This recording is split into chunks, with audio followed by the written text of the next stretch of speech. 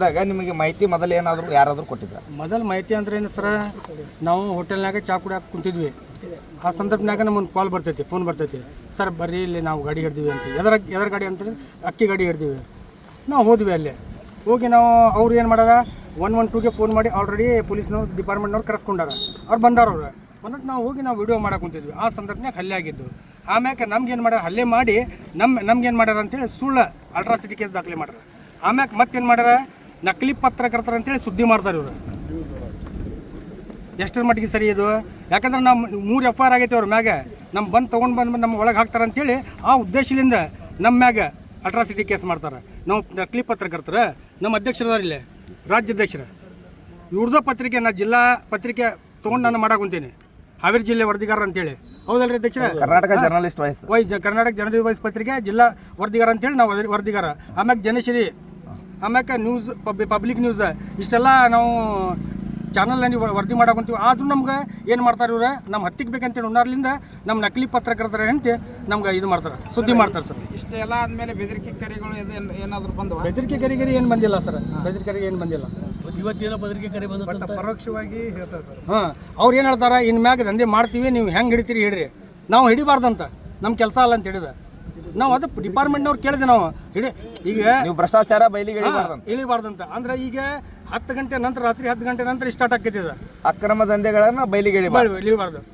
ನೀವು ಪತ್ರಕರ್ತರಾಗಿ ಆ ಕೆಲಸ ಮಾಡಬಾರ್ದು. ನಮ್ಗೆ ಜನ ಫೋನ್ ಮಾಡ್ತಾರೆ, ಬರ್ರಿ ಸಲ ಅಂತೇಳಿ. ಹೋಗ್ಬಾರ್ದು ನಾವು. ನಮ್ಮ ಮ್ಯಾಗ ಗುಂಡು ರೌಡಿಸಮ್ ಇದು ಮಾಡಿದ್ರೆ ಎಷ್ಟರ ಮಾಡಿಗೆ ಸರಿ ಇದೆ. ನಮ್ಮ ಹೆಸರು ಮುನ್ನಾಗೌಡಿಗಿರಿ ಅಂತ ಸರ್, ಹಾವೇರಿ ಜಿಲ್ಲೆ ವರದಿಗಾರ ಸರ್. ಮೇದಂತೆ ಎನ್ನುವ ಪರಿಸ್ಥಿತಿ ಇವತ್ತು ಪತ್ರಕರ್ತರ ಪಾಲಿಗೆ ಇಡೀ ನಮ್ಮ ರಾಜ್ಯದಲ್ಲಿ ಆಗಿದೆ. ಯಾಕಪ್ಪ ಅಂತಂದರೆ ಇವತ್ತು ಅನ್ಯಾಯ ಅಕ್ರಮಗಳನ್ನು ಬಯಲಿಗೆಳುವಂಥದ್ದು ಒಂದು ಹಕ್ಕು ನಮ್ಮ ಪತ್ರಕರ್ತರಿಗಿದೆ.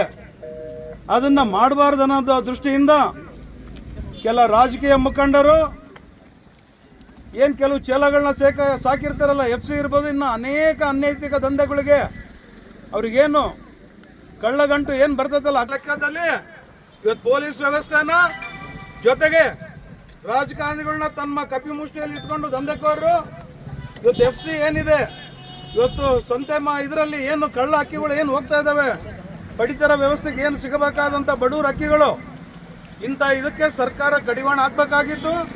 ಜೊತೆಗೆ ಪೊಲೀಸ್ ಇಲಾಖೆ ಇಂಥ ನಿರ್ದಯಿ, ಇಂಥ ಗೂಂಡಾಗಳನ್ನ ಸರಿಯಾದ ದಿಕ್ಕಿನಲ್ಲಿ ರೌಡಿ ಶೀಟ್ ಓಪನ್ ಮಾಡಿ ಈಗಾಗಲೇ ಗಡಿಪಾರು ಮಾಡೋಂಥ ಕೆಲಸ ಇವತ್ತು ಯಶೋಧ ಮೇಡಮ್ ಅವ್ರು ಏನಿದ್ದಾರೆ ದಕ್ಷ ಅಧಿಕಾರಿ ಅಂತ ಇವತ್ತು ಅನೇಕ ನಾನು ಸ್ಟೋರಿಗಳಲ್ಲಿ ನೋಡಿದ್ದೀನಿ.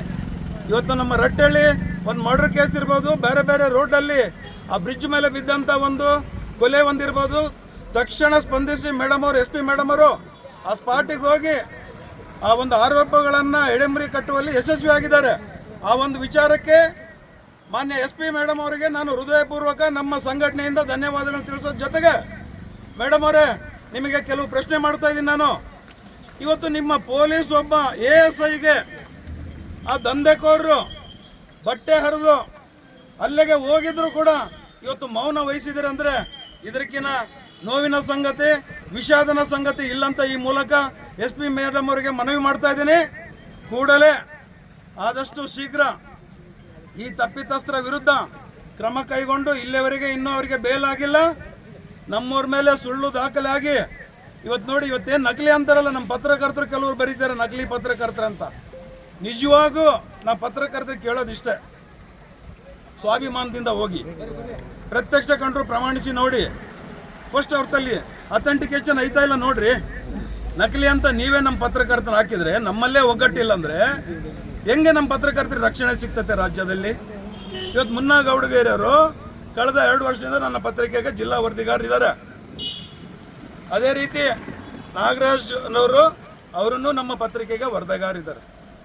ಜರ್ನಲಿಸ್ಟ್ ವಾಯ್ಸ್ ದಿನಪತ್ರಿಕೆ ನೀವು ಗೂಗಲಲ್ಲಿ ಸರ್ಚ್ ಮಾಡಿ ನೋಡಿ, ಅದಕ್ಕೆ ಏನೇನು ಲೈಸೆನ್ಸ್ ಬೇಕೋ PRGIಯಿಂದ ಸರ್ಕಾರದಿಂದ ಎಲ್ಲವೂ ಇದ್ದಾವೆ. ಅಂಥವ್ರನ್ನ ನಕಲಿ ಅಂತ ಹೆಂಗೆ ಹೇಳ್ತೀರಾ? ದಯಮಾಡಿ ಈ ರೀತಿ ನಮ್ಮ ಪತ್ರಕರ್ತರ ಆರೋಪ ಬೇಡ, ಬರೆಯೋದು ಬೇಡ. ಮುಂದಿನ ದಿನ ನೀವೇನಾದರೂ ತಿದ್ದುಕೊಳ್ಳದಿದ್ರೆ ನಿಮ್ಮೆಲ್ಲರೂ ಮಾನನಷ್ಟ ಹಾಕಿ ಬೀದಿಗೆ ನಿಲ್ಲಿಸೋಂಥ ಕೆಲಸ ನಾವು ಮಾಡ್ತೀವಿ ಅಂತ ಈ ಸಂದರ್ಭದಲ್ಲಿ ನಮ್ಮ ಪತ್ರಕರ್ತರಿಗೂ ಎಚ್ಚರಿಕೆಯ ಗಂಟೆ ನಾನು ಕೊಡ್ತಾ ಇದ್ದೀನಿ. ಇವತ್ತು ಆದಷ್ಟು ಇವತ್ತೇನು ನಡೆದಿದೆ ನಮ್ಮ ಮುನ್ನೂರ ಬಗ್ಗೆ, ನಾಗರಾಜ್ ಬಗ್ಗೆ ಮೇಲ್ನೋಟಕ್ಕೆ ಇದು ಸುಳ್ಳು ಅಂತ ಪ್ರತಿಯೊಬ್ಬರಿಗೆ ಗೊತ್ತಿರೋಂಥ ವಿಚಾರ. ಇವತ್ತು ದಂಧೆಗೋರಿಗೆ ಹೇಳ್ತಾ ಇದ್ದೀನಿ, ಆದಷ್ಟು ನಿಮ್ಮ ಒಂದು ಅತಿರೇಕರಿಗೆ ಕಡಿವಾಣ ಆಗ್ತಾ ಇದ್ರೆ ಮುಂದಿನ ದಿನ ನಾವು ಪತ್ರಕರ್ತರೆಲ್ಲ ಸೇರಿ ನಿಮಗೆ ಒಂದು ತಕ್ಕ ಪಾಠ ಕಲಿಸ್ತೀವಿ. ಜೊತೆಗೆ ಇವತ್ತು ಜಿಲ್ಲಾಧಿಕಾರಿಗೆ, ಪೊಲೀಸ್ ವರಿಷ್ಠಾಧಿಕಾರಿ ಯಶವಂತರಾವ್ ಮೇಡಮ್ ಅವ್ರ ಹತ್ರನೂ ಹೋಗ್ತಾ ಇದ್ದೀವಿ. ಹೋಗಿ ಅವ್ರಿಗೆ ಒಂದು ತಿಂಗಳ ಕಾಲ ಗಡುವು ಕೊಡ್ತಾ ಇದ್ದೀವಿ. ಇದಕ್ಕೇನು ಕ್ರಮ ಅಂತ ಕಾನೂನಲ್ಲಿ ಏನಂತ ನಮಗೆ ಗೊತ್ತಿದೆ. ಇದು ಸ್ಕ್ವಾಶಿಗೆ ನಾವು ಹೈಕೋರ್ಟಾಗಿ ಹಾಕಿದರೆ ಏನಾಗ್ತದೆ ಅಂತಲೂ ನಮಗೆ ಗೊತ್ತಿದೆ. ನಮ್ಮ ಪತ್ರಕರ್ತರಿಗೆ ಕಾನೂನೇನು ಹೇಳ್ಕೊಡೋದೇನು ಬೇಕಾಗಿಲ್ಲ. ದಯಮಾಡಿ ಈ ಸುಳ್ಳು ಆರೋಪ ಏನಿದೆ ಕೂಡಲೇ ನಿಷ್ಪಕ್ಷಪಾತ ತನಿಖೆ ನಡೆಸಿ ರದ್ದುಗೊಳಿಸೋಕ್ಕೇನಿದೆ ಪೊಲೀಸರು ತಮ್ಮ ಮಾನ ಉಳಿಸ್ಕೊಳ್ಳೋಕ್ಕೆ ಈ ಪ್ರಕ್ರಿಯೆಯಲ್ಲಿ ಮುಂದಾಗಬೇಕಂದ್ಬಿಟ್ಟು ಅವರಲ್ಲಿ ವಿನಂತಿ ಮಾಡ್ತಾ ಇದ್ದೀವಿ.